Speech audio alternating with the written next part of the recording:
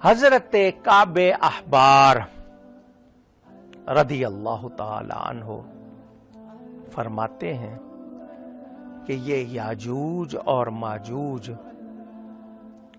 بنو آدم سے ہیں،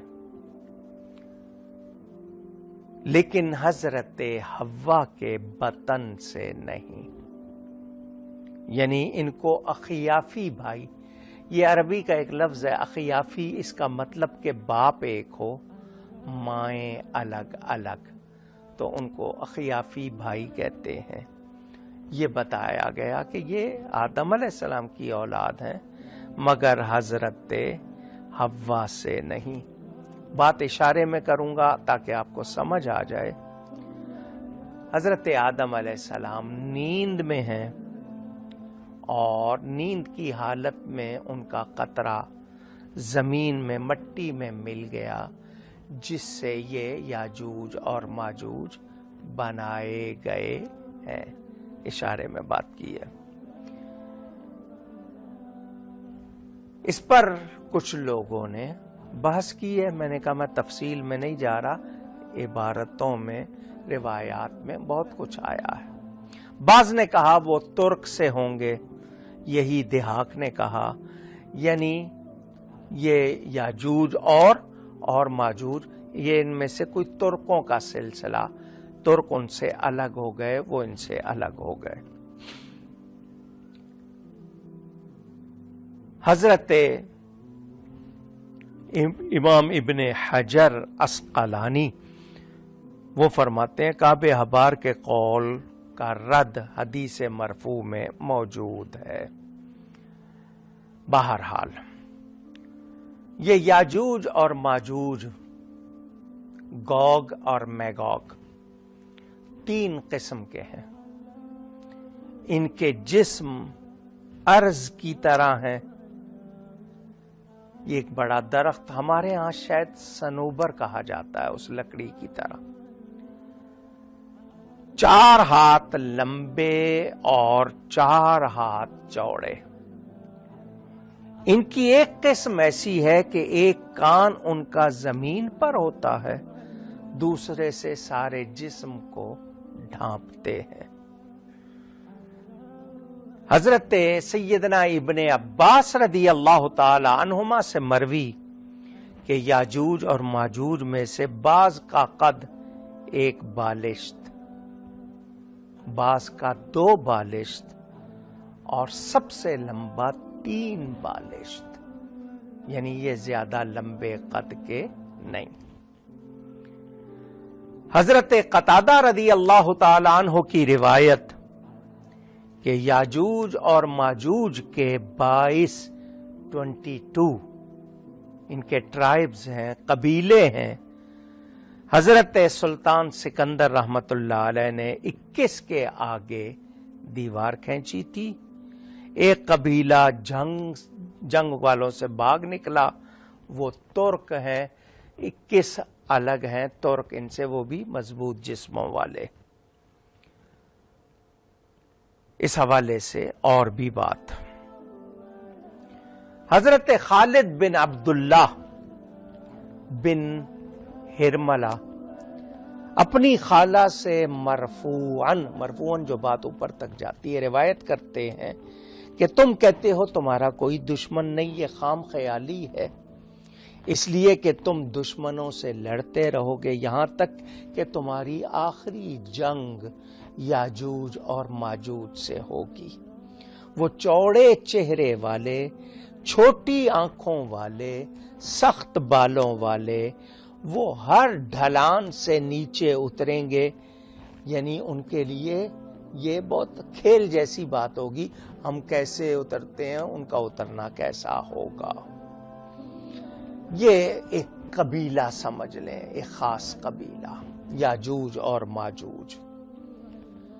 اب ابن حبان میں روایت موجود، حضرت ابن مسعود رضی اللہ تعالی عنہ وہ فرماتے ہیں کہ یاجوج بہت کم ہے، مگر سنیں دھیان سے، یہ خود ان کی تعداد اس وقت بہت زیادہ نہیں ہے، مگر ان میں سے جو مرتا ہے 1000 اولاد چھوڑ کے مرتا ہے، یعنی ان کی اولاد بہت ہوتی ہے۔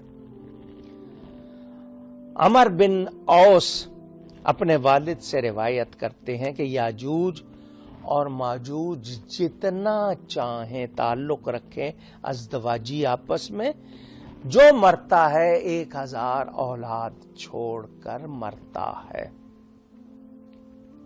ان کے لیے بھی عورتیں یعنی میل فیمیل ہوتے ہیں، اور ان کے لیے بھی جو سلسلے ہیں دوسرے وہ موجود ہیں۔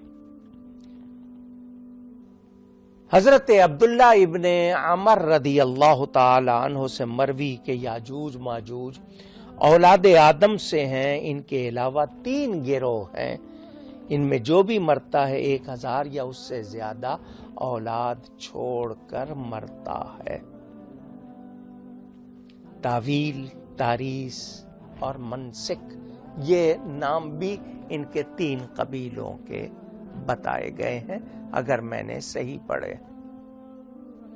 عبد بن حمید نے بھی اسی طرح کی روایت۔ حضرت عبداللہ ابن عمر فاروق اعظم کے فرزند رضی اللہ تعالی عنہما فرماتے ہیں، جنوں انس انسانوں اور جنوں کے کل 10 اجزاء یعنی 10 پارٹس میں سے 9 حصے یاجوج ماجوج ہیں، اور باقی 1 حصہ جملہ انسان، یعنی اتنی ان کی گروتھ ہو رہی ہے، بڑھ رہے ہیں۔ حضرت سکندر ذوالقرنین نبی ہیں یا اللہ کے ولی ہیں، واللہ اعلم، جیسا کہ بیان کیا گیا۔ ان کے زمانے میں جب یہ بادشاہ تھے، شکایت کی گئی کہ یہ لوگ بہت فساد کرتے ہیں، بہت تنگ کرتے ہیں، تو ان کا جو علاقہ تھا اس میں ان کو بند کرنے کے لیے پہاڑوں کے درمیان حضرت سکندر ذوالقرنین نے ایک دیوار بنائی جس کو سد سکندری کہتے ہیں۔ سد اس رکاوٹ کو چونکہ حضرت سکندر نے بنائی، سد سکندری۔ یہ سکندر ذوالقرنین اگر کوئی الیگزینڈر سے ان کو ملاتا ہے تو میرا خیال ہے شاید وہ الیگزینڈر جس کو کہا جاتا ہے وہ کوئی اور ہے، یہ حضرت سکندر ذوالقرنین کوئی اور ہستی ہے، لوگ مکسنگ کر دیتے ہیں۔ حضرت سکندر کا بیان قرآن میں ہے، اعینونی بقوہ، میری مدد کرو قوت کے ساتھ۔ عون، تعاون، مدد، ہمارے ہاں اس کے حوالے سے بہت سی باتیں، ایاک نعبد و ایاک نستعین، لوگ کہتے ہیں اللہ کے سوا کوئی مددگار نہیں، تو پھر ایک دوسرے کی مدد کا کیا مطلب؟ کیوں حکم ہے تعاونوا علی البر والتقوی؟ کیوں حکم ہے استعینوا بالصبر والصلاۃ؟ نبی کیوں کہہ رہے ہیں اعینونی بقوہ؟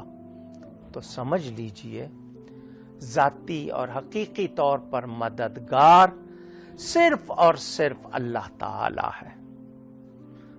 باقی جو کوئی، کیونکہ باقی سب مخلوق ہے، جو کوئی مدد کرے کر سکتا ہے وہ اللہ کی عطا سے، خود سے نہیں۔